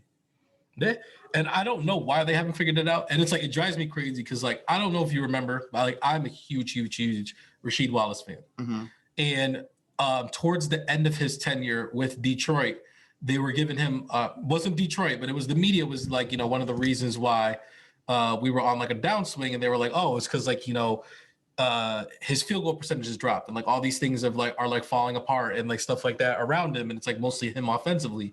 And I actually watched the games, and I'm like, well, the thing is Chauncey Billups is doing his thing, Richard Hamilton is doing his thing, and everybody's using Rasheed Wallace as the bailout guy with 3 seconds left in the shot clock, so he has to put shots up. And it's like, yeah, they're not supposed to go in. They're just like he's the only one who can get a shot up at the time. So yeah, his numbers are taking a hit, and he don't care because he's a team player, and it is what it is. And it's like I feel like that's what they do with Zeke Elliott, where it's like they don't give him the ball for like 7-8 plays in a row, and then they give him the ball and he only gets like 2 yards, and they're like, well, we got to get away from Zeke. It's like, no, man, like you got to give this man like some touches so that way like he get the ball moving. Since he got there, like, bro, feed me, and the production will be what it is. Derrick Henry's doing the stuff that Zeke Elliott was supposed to be doing. Yes, that's the thing. Is like the Tennessee Titans plan is like we're gonna give Derrick Henry the ball out of 3 out of these 4 plays, and then like, you know, stuff like that. And it's like the Cowboys pick up the difference from whatever he doesn't get. If we give the ball to him 3 times, he gets 7 yards. All right, we will throw the ball for these 4 yards. Yeah, that's what and it's like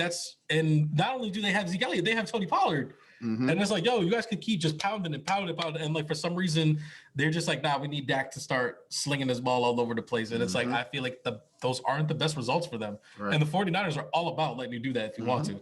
Definitely. Go right ahead. I agree. And our last one is the Rams versus the Cardinals. No, we still got another game in there. It's still the Chiefs. Steelers and Chiefs. We don't need to talk about that. Rams and the Cardinals. It was nice it was kind of nice while you were there, Big Ben. Right. But it's a wrap, bro. That's like if you don't know, now you know. All right, it's over. Rams and Cardinals. Rams and Cardinals. I picked the Rams, but I still feel like this was going to be a dogfight too. Because Kyler Murray is Kyler Murray, man, and D-Hop is D-Hop. But D-Hop's still out though, isn't he? Is he? He's been out for the last like 6 weeks. I thought he was gonna be back. I think James Conner's back. I don't think whatchamacallit. The James Conner's been back. I think his last game was his first game back. Dang, man. I think Hop was out like injury reserve, like for real. Yeah. Well, from where I'm at with it, I think the offenses can match up well to where it could be a gun show, but like the Rams defense is so much better than the Cardinals defense. Can you explain something to me? And my boy, Pythagoras 13 go at this like all the time. Okay. Like, how is it that these teams cannot figure out, like, there's one guy. Stop the one guy. Mm-hmm. Cooper Kupp is the guy. Mm-hmm. Why is Cooper Kupp still getting 200 something receiving yards? Mm-hmm. Stop him. Mm-hmm. Let Odell single coverage him, do whatever. Let him prove it. It's like Sony Michel and Cam Akers, let them prove it. But like they just keep letting Cooper Kupp do whatever he wants. Let him prove it. And that's how I felt about the Raiders-Chargers game. Because I was just like, don't let Keenan Allen get off. And they didn't. But then Mike Williams was like, Mike Williams? We're letting Mike Williams catch touchdowns? But I was just like, I thought about it. I was like, you know what? Ultimately, I will take the Mike Williams medicine because I don't know what the Keenan Allen medicine would have looked like. You don't want that. Yeah, just take it. That joint was Keenan Allen is Robitussin. Right. Want that. He's gonna dominate whatever. Does not go down smooth. But it's like every time like we watch like Panthers games, I'm like, why does Christian McCaffrey have 4 touchdowns? He's the one guy. Stop the guy. But and it's like when it comes to the 49ers, and it's like, yes, they have George Kittle. And it's like Debo is the guy. And it's like I could not for the life of me figure out, oh man, who did they play last week where they won at the last second to get into the playoffs? The Rams. Was it the Rams? Yeah, it was the Rams. Yes. Like, how could they not figure out stop Debo? Put 3 men on him if you need to put 3 men on him. No. Stop Debo. Well, at one point they did, but the guy shadowing Debo couldn't get across the defense as fast as Debo was motioning across the offense, and he was still killing people. That's just is what it is. Hunter Renfrow does the same thing to people a lot. You know, it's a lot harder. He's the one guy. I mean, Darren Waller is back now. But it's like, yo, I'm not worried about Bryan Edwards. Stop Hunter Renfrow. And it's like, nah, Hunter Renfrow. And I love 6 for 120 every game. And 6 for 120. I love it because every time they do that, you open up that availability for like a Zay Jones and be like, where's this number 7 coming from? Like, hey, pay attention. Pay attention. But yeah, those are. I ain't talking fast. You just listen to slow. But yeah, that's where we at with that. I think the only other thing we had was I know there was breaking news that Aaron Rodgers topped Tom Brady in the All-Pro voting. As he should. And so they're saying that this may segue into Aaron Rodgers getting the MVP over anybody else. I think it's kind of the consensus now that Aaron Rodgers getting the MVP. I didn't realize that Aaron Rodgers has only thrown 4 interceptions on the year. I did not know that. You should say. Yeah, he threw like 30-something. I think it was like 37 touchdowns, and he only has 4 interceptions. Sheesh, maybe everybody should have lied about getting vaccinated. Well, Tom Brady, I think, threw 43 touchdowns, but he's thrown like 12 interceptions. And like 8 of those is in the last 4 games. Yeah, so something like that. And like, I know we've thrown out like a number of names. Like before we had Derrick Henry, we had Kyler Murray, we had Lamar Jackson. Aaron Rodgers has always been in that conversation like the entire time, like while other people were coming up. And, you know, we have the Jonathan Taylors, the Cooper Kupps, Micah Parsons came up like at one point in time. Like we're talking about all these guys, but like Aaron Rodgers is doing it with his second. It's just like him and Devontae Adams has got to be the number 1 weapon in the NFL right now. Like what better duo, like what better anything is there? And like, he's done it with a subpar supporting cast, and like they have the number 1 seed going into a bye week in the NFC. I think that, I think it's the runaway. Whatchamacallit? Because like Tom Brady, we've seen once certain guys start going down, he looks real human all of a sudden. Right, and another guy, you know, hate to bring up the Raiders again, but once you put 8 or 9 guys in the box and say, hey, throw the ball, let's see if you built like that, it looks different in that man, Jonathan Taylor. Last few weeks. And I think that's what it came down to. I think they were like considering Tom, John, and Aaron. And then these last few weeks have looked really tough for Cooper Tom. Kupp was really Cooper Kupp as well. Yeah. But like he's really come on these last couple games, but his few games before that were really shabby. And I guess Aaron Rodgers is the only person that has put a consistent campaign together throughout the entire season. As you said, 4 picks. So yeah, that's where it is with it. So, like, yeah, I have nothing with that. Another thing that we did, but we talked about it very briefly, is after Brian Flores got fired, the coach for the Texans got fired. Yes. So there is literally one active black coach in the NFL, and that is Mike Tomlin of the Steelers. That's it. Who are going to go out in the first round. So this is terrible because at one point it was like 6 or 7 of them, and like I don't know. I'm gonna leave it there. The numbers speak for itself. Who's the guy that used to? He was automatic 8-8 with the Bengals. Marvin Lewis. Like someone said that Marvin Lewis might be making a comeback, and I'm like, oh man, who's ready for some 8-8 ball? Who's ready? But then it's like, if we do get Byron Leftwich, if he becomes one, if Brian Flores is going to get a job, so he's going to be one. Get a job. You're welcome with the Raiders, bro. Brian Flores better get a job. You're welcome with. I don't care if it's a coordinator or a head coach. He should definitely end up on a roster. Is there 5 coaches in the NFL that are better than Brian Flores? You think so? Like, I mean, obviously you got your Belichick's, Mike Tomlin, Andy Reid. Any of the Shanahan's? That dude, anything? Mike McCarthy, Sean McVay. Yeah, Sean McVay. Harbaugh. Up and down. I mean, I feel like the Ravens keep getting worse, and he's responsible for that. I don't know. All I know is the offensive coordinator. I always forget his name, and I always got to say the black offensive coordinator for the Chiefs. If you're looking for a job, man, listen, Miami, please get this man up in there. And it's like, there's got to be like some sort of influx. Like, if not, like, what are we doing? Like, who are taking these jobs? Your Urban Meyers, your Joe Judges, your Lane Kiffins. If they're just giving jobs to people who aren't successful, you get paid too much money to coach bad football. If we get Joe Judge as the coach of the Dolphins and we let Brian Flores go for that, I'm not gonna make any threats or promises like what I will do or like what I will say. Just know that I will not be happy. You have a different hat on? Yeah. You have a different hat on? No, I'm not that. There's only been one time that I've ever questioned my fandom with the Miami Dolphins. Mm-hmm. And that was during the Colin Kaepernick, the kneeing situation and stuff like that. And the next season, the Dolphins owner said that if any Dolphins player takes a knee, he was going to fine them or suspend them for it. Yeah. And I was like, if this is where the Dolphins organization is going, I'm going to consider moving another team. I don't care about bad seasons. I don't care about bad players. I don't care about all that other type of stuff. It looks good on you, man. It looks good on you, man. Like I'm just saying. When we start silencing the voices of like our players and stuff like that, it's like I could not get behind stuff like that. I don't know how this feels. I don't know. I don't think I could do that. I don't think so. All right, so silver's not really for me. Quicksilver. Terry's sir. Hey, so I think that's it for the Blitz. That's it. All right. Wow, you're really not gonna do it, huh?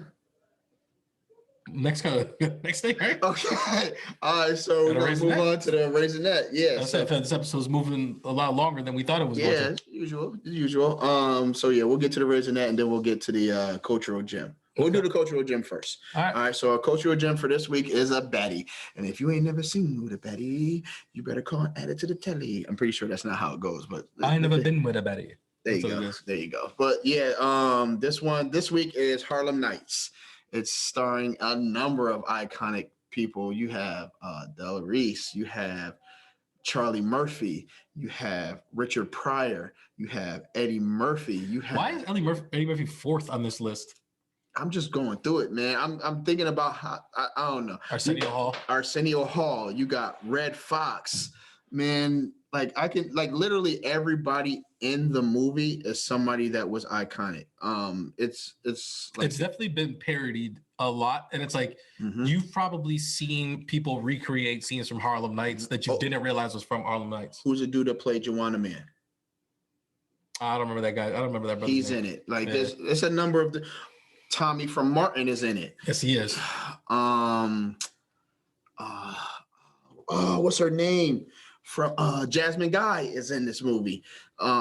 It's like, listen, if you haven't seen this movie, it's a star-studded cast. Yes, I think it takes place in the 50s. I want to believe, like back in the day where like gambling was. They were wearing scarves like this. They were wearing scarves like this on top of their tuxes. Like that, people wore suits religiously rather than like outside clothes chilling, but it was like the time of like gambling and illegal alcohol and running numbers and stuff like that. Yeah, so basically, which I believe was the 1920s.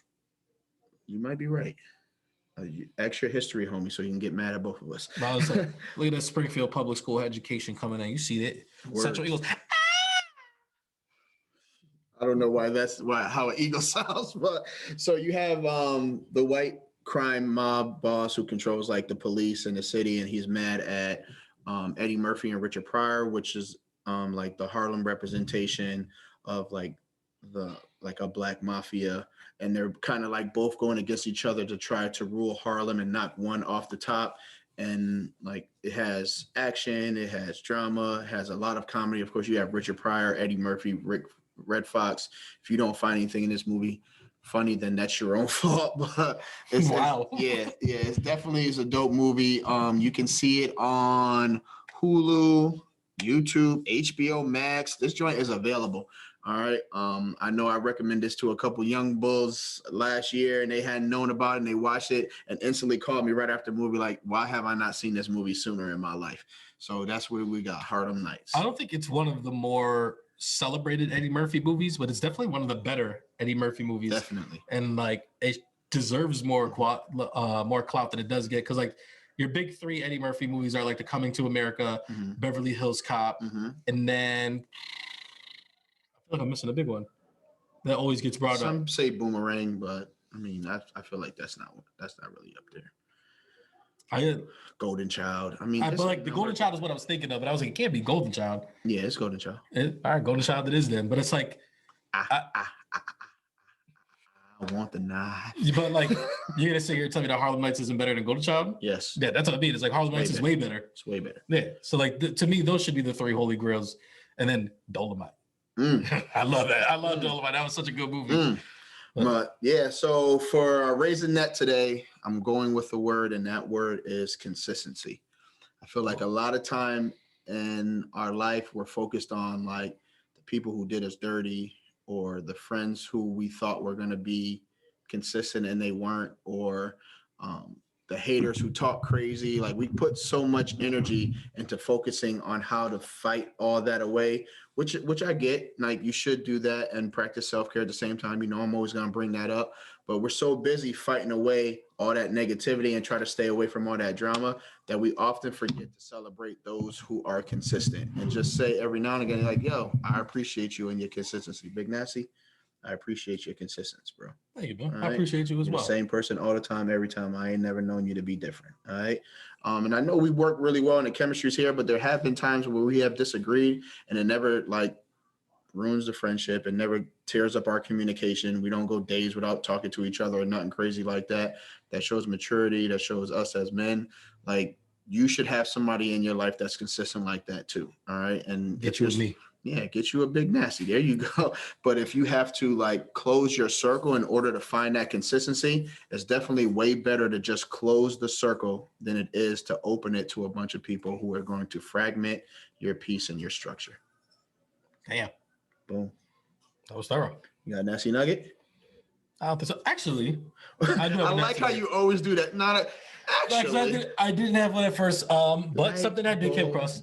I think there is something that like I just wanted to address more than like make some sort of thing or whatever. But like as we're selling the merch and we're selling this stuff, I feel like a lot of people are gonna feel like I'm targeting this when I'm saying it. But like I just want to say that I've heard this from multiple people, so I want to say it now. While we were selling the merch and we're selling the stuff, I'm like, oh, get you a Diabolical Diabetic or like one of these other things. And people are like, I don't like the name Diabolical Diabetic. And I'm like, well, why not? And they're like, it just has like a negative connotation on it. And I feel like you're making fun of the fact that you have diabetes and stuff like that. And I'm just like, nah, it's not really that. And it's like, I don't understand like why it offends you anyways. Like if I am making light of this affliction or this disease that I have, and it's just like, whether than like, would you rather be every time I talk about it, be like weighed down or like depressed by it? It's like, no, it's like, this is this thing that like, I feel like I'm in somewhat control. Well, I'll never be in control of it, but it's like, I am taking my precautions with it. Acceptance. Yeah. It's like, I've accepted it. It's a part of me now and stuff like that. And it's just like, like, I don't understand the big deal. And it's like, if you feel some sort of way about it, then buy a Heavyweight Bros tee or a 5X Assassin tee or like whatever it may be. But like, just because I use the name Diabolical and like all this other stuff does not mean that like I am not on top of my stuff. Like as much of a joke as like I make everything, like a lot of things that I don't take serious, I very much take serious the diabetic portion of my life. and the things of that nature is like, because like I remember when I was in the hospital room and like how that was, and it's like you really start to see how things affect people and like what the support system really looks like. And I know what things look like if I'm not around. So I take care of these things and I make sure that they're in place so that way I don't have to do it. Whenever I am doing something, I have already measured this in my head that I am able to do this because I've taken the precautions beforehand. Because that's what I am and that's what I do. Is I always look at something before I do it. I don't do anything just like all willy-nilly. I've already got it in here. I thought about it. You know what I'm saying? I'm making stupid moves. From if you watch a cultural like the older version of the kid from Fresh.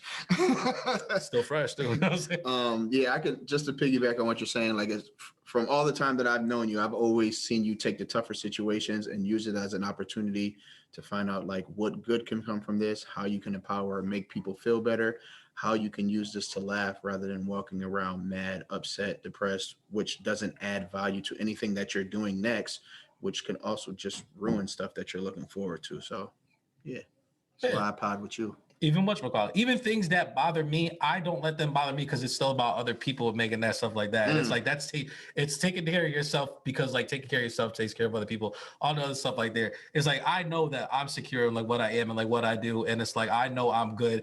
I guess I just need to make other people feel comfortable with what I'm doing and stuff like that because.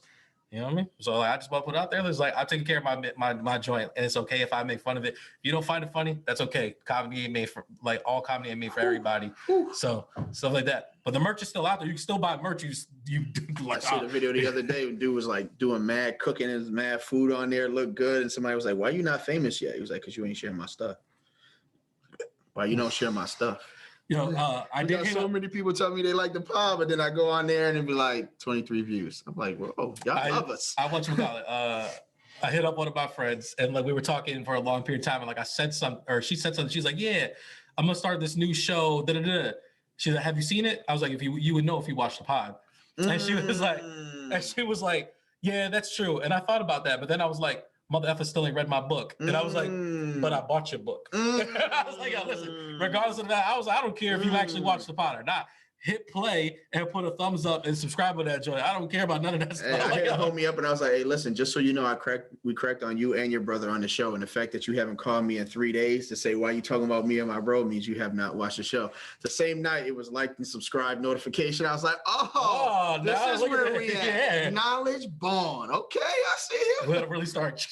We gotta start force feeding people that stuff. We gotta go Beanie Siegel out here, man. Get down to later. But no, we because I try to be real easy breezy. I'm like, "Hey, watch it if you want to." But I'm like, at the same time, like it's just like it don't cost you no money to press play and put a thumbs up and subscribe. It costs you no money. You know, like I said, you don't even gotta watch it. You don't gotta do nothing. The fact that you press play, you press the thumbs up, and you did all that stuff. That's all we needed. I'll leave us with one last video because you know I'm getting hip to the new social media. I don't really be doing it like that. But dude had a video. He was like, "Hey, for all the 12 people that like to subscribe my stuff, what you want for the gas station?" But yeah, we out of here, man. We gotta go get ready for this football game, man. We're gonna kick it with the homie, man. So all right, we'll see y'all next pod. No. Try this again. I was gonna say like, I was like.